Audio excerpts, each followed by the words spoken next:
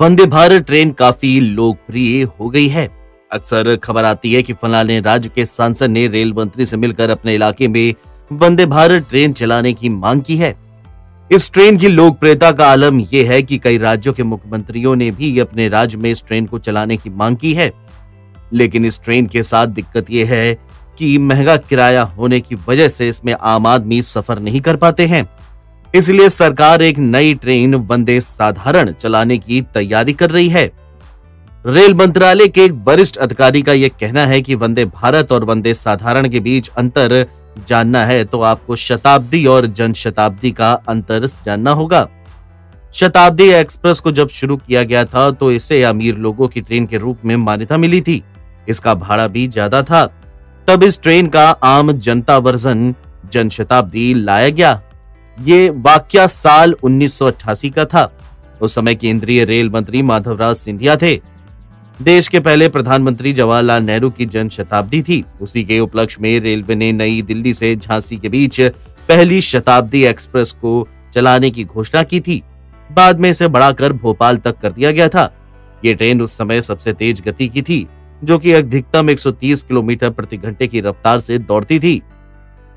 सिंधिया ने शताब्दी express train का संचालन शुरू तो कर दिया, लेकिन इसकी खूब आलोचना हुई क्योंकि तब भी किराए के लिहाज से यह काफी महंगी ट्रेन थी। शताब्दी एक्सप्रेस चलने के एक दशक के बाद केंद्र में अटल बिहारी वाजपेयी की सरकार के समय जनशताब्दी एक्सप्रेस ट्रेन चलाने का निर्णय हुआ था। उस समय रेल मंत्री नीतीश कुमार थे। उन्होंने ही रेल अधिकारियों को सस्ती लेकिन तेज गति से दौड़ने वाली जनशताब्दी ट्रेन बनाने का निर्देश दिया। ये ट्रेन बेहद लोकप्रिय हुई क्योंकि शताब्दी की गति से दौड़ने वाली ट्रेन का किराया काफी कम है। इसमें सेकंड क्लास का डिब्बा भी है। वहीं रेलवे के अधिकारियों ने साल 2018 में एक इंप्रूव्ड ईएमयू ट्रेन को डेवलप किया। इसका नाम ट्रेन 18 दिया गया। बाद में इसी रोलिंग स्टॉक को वंदे भारत के रूप में चलाया गया।